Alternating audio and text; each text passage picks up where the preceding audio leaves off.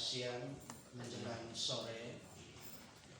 Yang saya hormati Bapak Wakil Ketua DPRD, Bapak Ketua Komisi 1 beserta anggota DPRD Komisi 1, teman-teman saya dari Araksi, Bung Alfred beserta teman-teman Araksi pada semua tingkatan baik di provinsi, kabupaten dan kecamatan, orang tua saya, teman-teman calon kepala desa, ada beberapa calon kepala desa yang hadir pada saat ini. Singkatnya, teman-teman wartawan yang baik elektronik maupun media cetak yang saya hormati dan saya kasihi, teman-teman sekretariat DPRD Kabupaten Timur Tengah Selatan. Pertama-tama saya sampaikan permohonan maaf yang sebesar-besarnya karena memang dari media sosial dari kemarin itu sudah mengimbus ada. Saya harus klarifikasi di tempat ini, memang saya juga masuk di grup itu, mohon maaf. Dan di sana saya tidak berkomentar, ada yang komentar ya, Pak Kadis Botak itu hanya baca-baca saja. Ya saya punya hak untuk balas dan tidak. Sebagai manusia memang ada tekanan psikis bukan tekanan psikologi. Walaupun bersamaan, tetapi saya mau menyampaikan bahwa bagian dari pembelajaran menuju kedewasaan. Saya pikir tidak ada satu pejabat pun di Republik ini, apalagi Nixon ini, yang hanya rambut kosong, badan halus, kemudian harus lari. Bahkan ada yang bilang besok Pak Nixon pasti bangun lari. Nixon tetap Nixon karena Nixon lahir dari seorang ibu dan seorang bapak. Itu pasti tidak lari. Dan nama ini saya tidak akan lupa. Ini sedikit klarifikasi Pak Wakil, sehingga hari ini saya pikir lewat media formal saja kita ketemu. Tadi malam saya nikmati saja, dan itu semua menjadi masukan bagi saya. Hal yang pertama, saya memberikan apresiasi kepada teman-teman Araksi. Selama ini kami hanya ketemu dengan pengadu dalam hal ini dari desa, tapi hari ini ada teman-teman Araksi. Saya pikir ini langkah perubahan. Ada perubahan waktu. Saya ingat guru saya dengan Pak Uksam, saya dengan Bapak Uksam, guru kami pernah mengatakan bahwa tempora mutantur etnos mutamur inilis. Kita harus berubah di dalam zaman itu. Kalau orang tidak berubah di dalam zaman itu, berarti orang itu hidup dalam keadaan mati. Dihidup tapi sebenarnya sudah mati. Ini yang perlu saya sampaikan mengawali itu. Dan saya setuju apa yang disampaikan oleh senior saya, teman saya, Pak Alfred.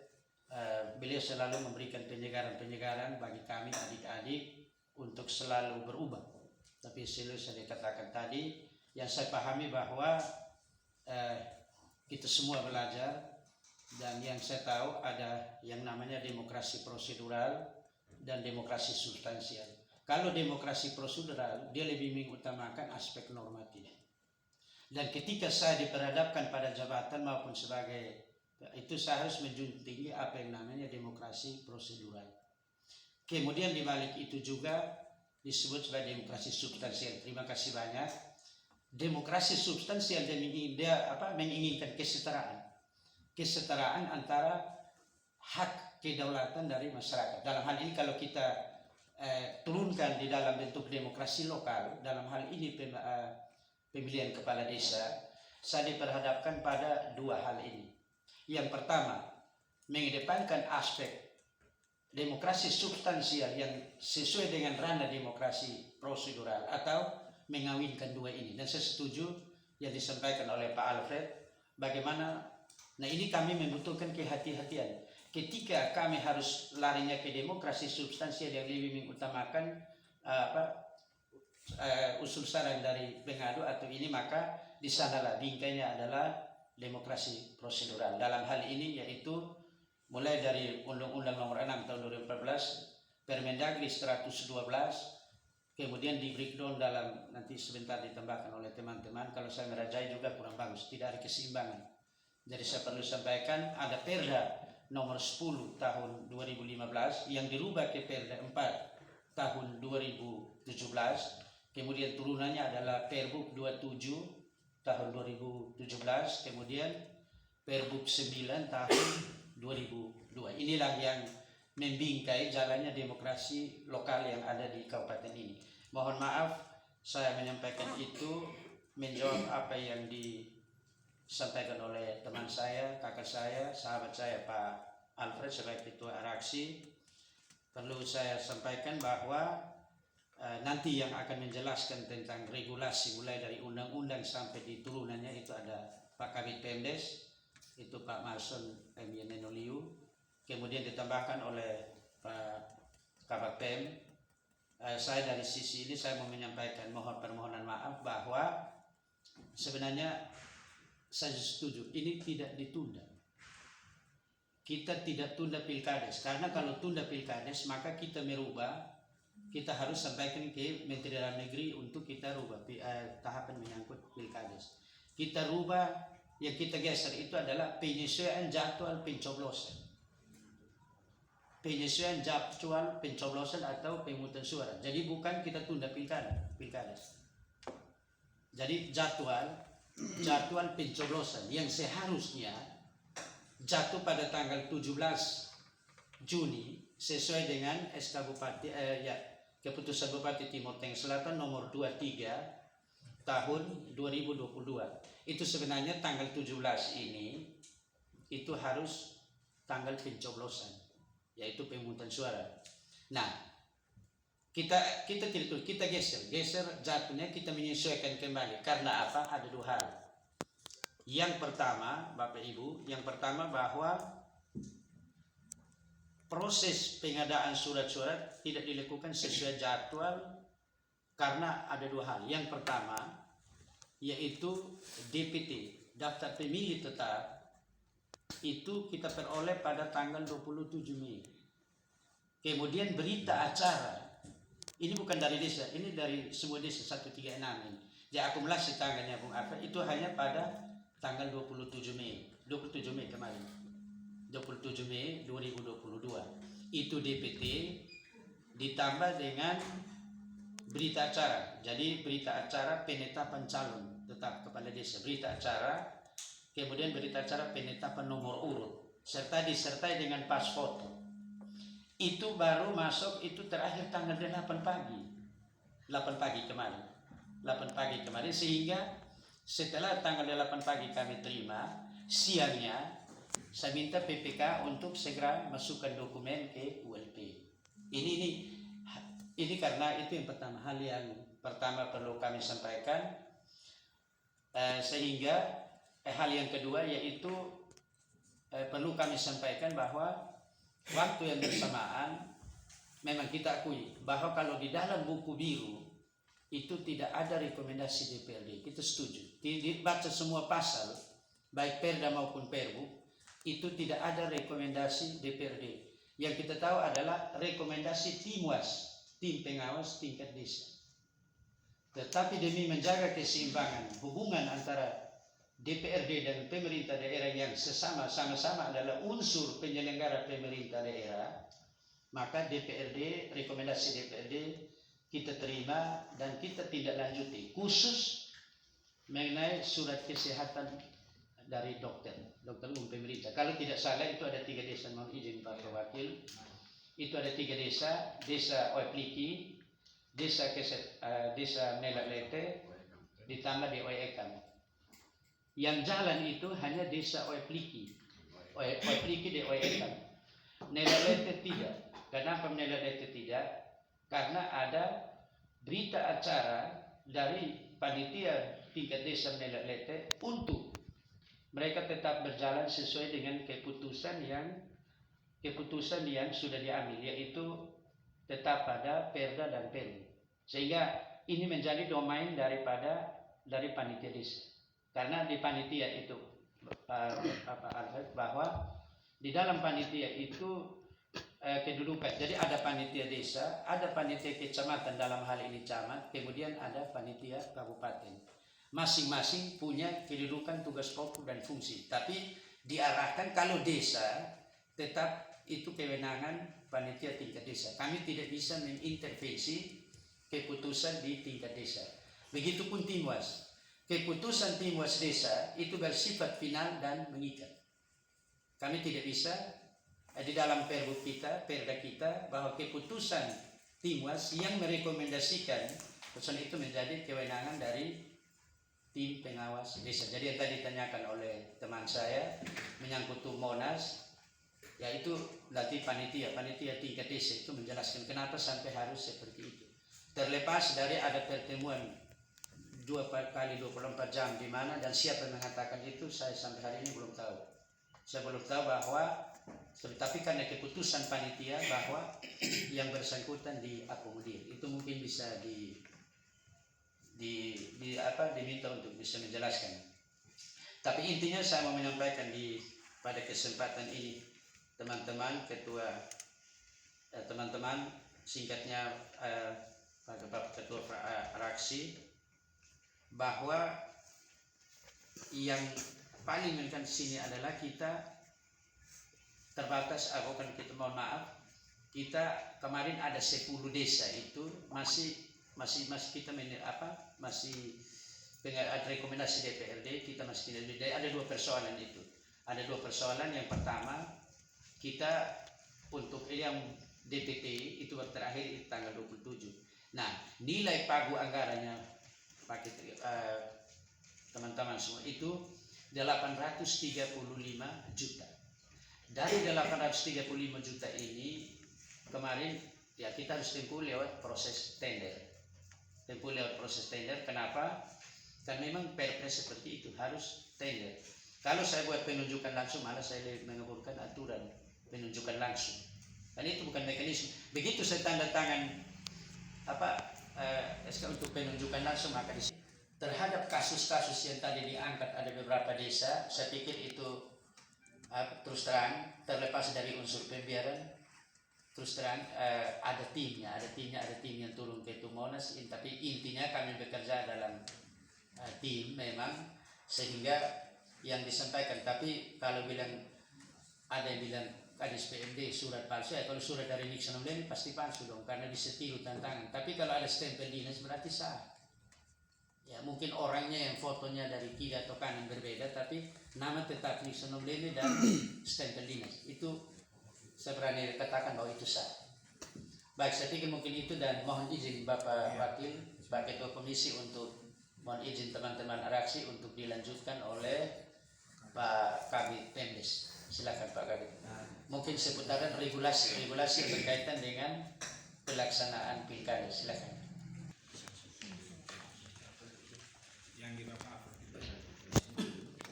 Baik, terima kasih untuk kesempatan yang diberikan kepada saya. Yang saya hormati Bapak Ketua Komisi 1, yang saya hormati Bapak Wakil Ketua 1 DPRD, Bapak Sekretaris Komisi, dan anggota yang hadir pada kesempatan siang hari ini, Bapak Ketua Araksi, dan teman-teman sekalian, kemudian ada rekan-rekan pers dan juga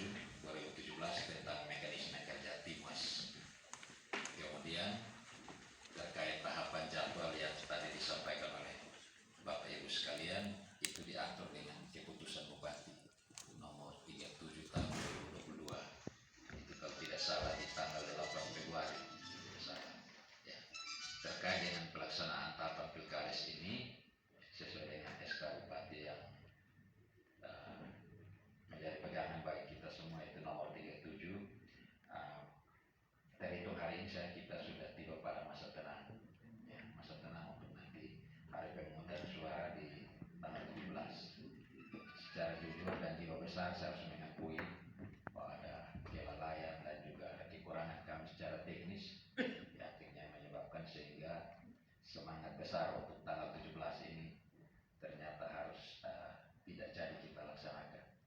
Kami menerima semua masukan dan koreksi yang disampaikan.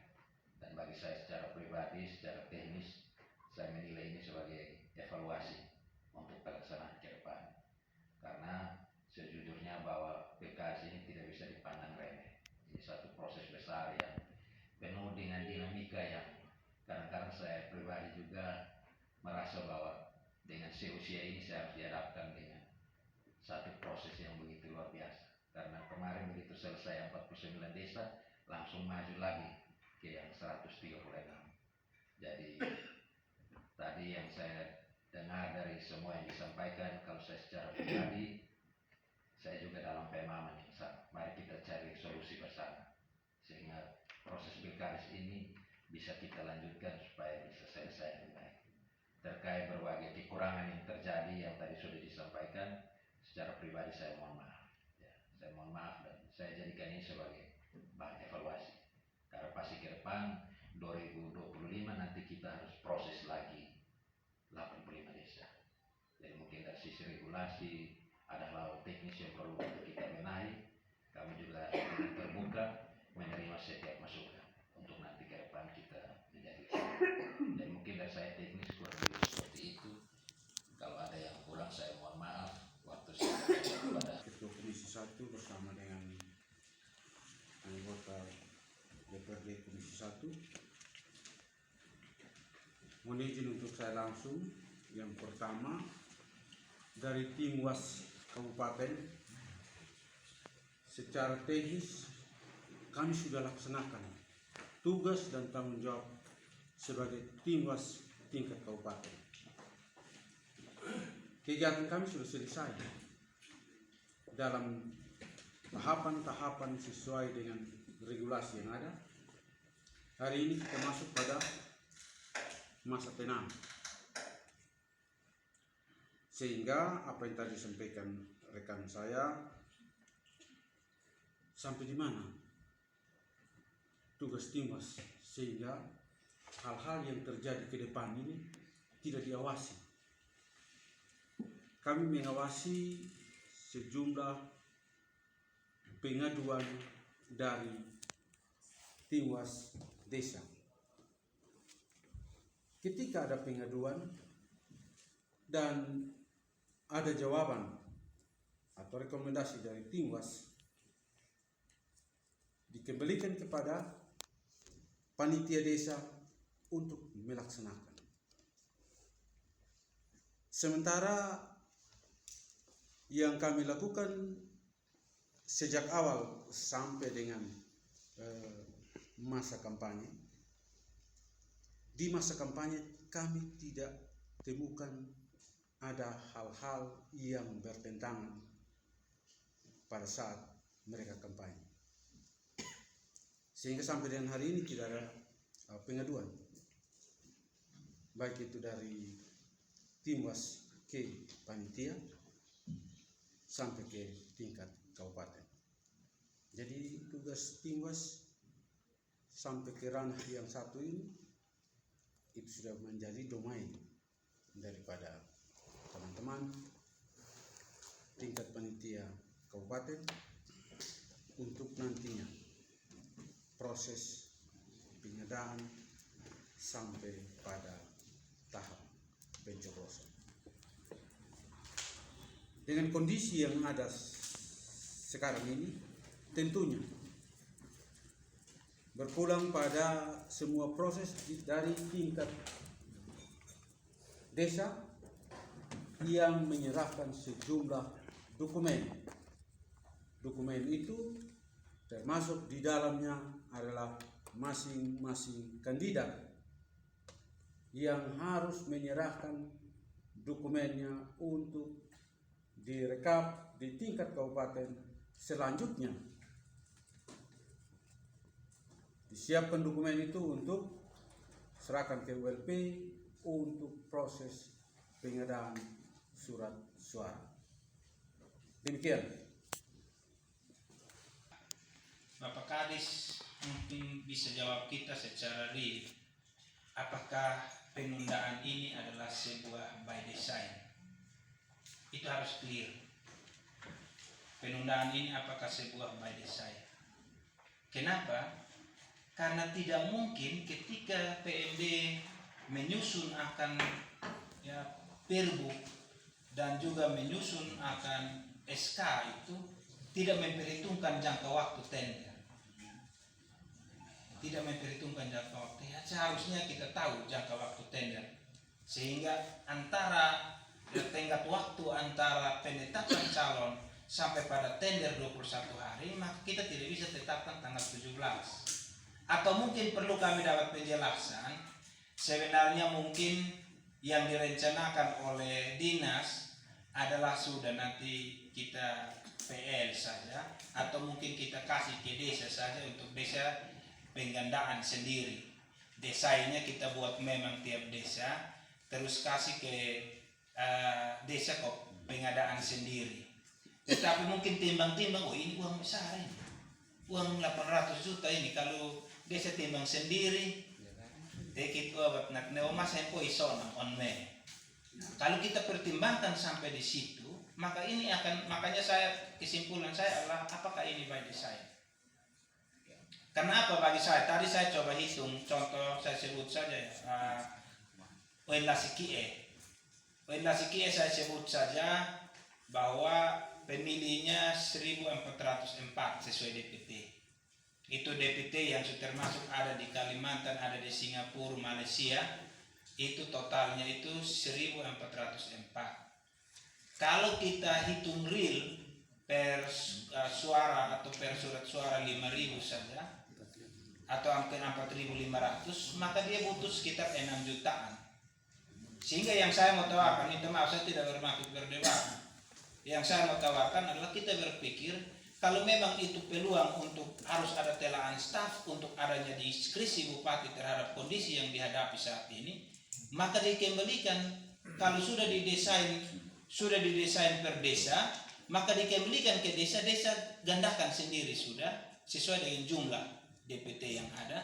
Dan itu saya rasa entah istilah tunda atau geser, itu geser 2 hari begitu, bisa terjadi. Tapi kalau seperti konsepnya sampai tanggal 25, ini ruang antara tanggal 17 sampai 25 Juli, 1 bulan lebih, ini gesekan politik itu akan begitu keras di bawah dan bisa berakibat hukum bagi masyarakat. Untuk itu maka mungkin kami perlu penjelasan, dan tadi Bapak Kadis tidak menjelaskan langkah konkretnya apa, sehingga kita carikan solusi sebenarnya. Jadi saya harap bahwa kalau kami dari DPRD, saya tawarkan memang tadi dihitung per DPT, diserahkan dananya kepada desa, panitia desa gandakan sendiri. Itu yang pertama. Entah nanti secara teknis bilang sudah ada di sirup macam-macam dan sebagainya, silahkan. Tetapi kalau ini diskresi, maka harus diserahkan sudah kepada panitia desa untuk panitia desa gandakan sendiri. Kalau panitia desa gandakan sendiri, saya rasa tidak begitu sulit. Kenapa? Karena nilainya kecil, 6 jutaan, ada 5 jutaan, ada tidak sampai. Ada yang kalau macam Sabnala ini sekitar 4 jutaan, 3 jutaan saja. Ini solusi yang coba kami tawarkan, sehingga jika Pak Kadis ada peluang, karena tadi komunikasi saya dengan Pak Bupati, bahwa Pak Bupati sementara tunggu telaan staf.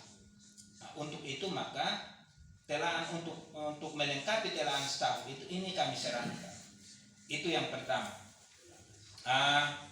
Yang kedua yang kami mau sarankan adalah, ya kita tidak harus sampai tanggal 25, walaupun penjelasan bahwa tender sampai tanggal 15 sampai sekian, tapi kami berharap kalau dia mau bergeser, hanya istilah bergesernya Pak Kadis, dia bergeser cukup hanya 1 atau 2 hari, tidak sampai 1 bulan lebih, karena itu dampaknya sangat luar biasa. Itu yang dapat kami sampaikan ke Bapak Bupati, dan kami DPRD, kami buka diri.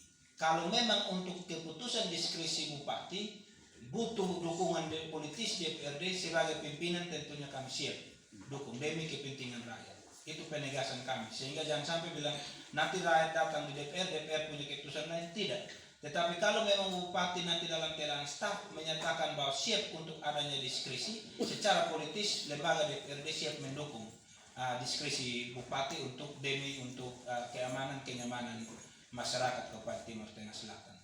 Jadi nanti Pak Nixon boleh respon ini, tetapi sebelum nanti saya kasih ke Bapak Alfred dan teman-teman merespon apa yang disampaikan Pak Kadis, nanti Bapak Ketua Komisi, Bapak Bapak anggota Pak, berarti dari Bapak Ketua Komisi dulu, setelah itu Bapak Alfred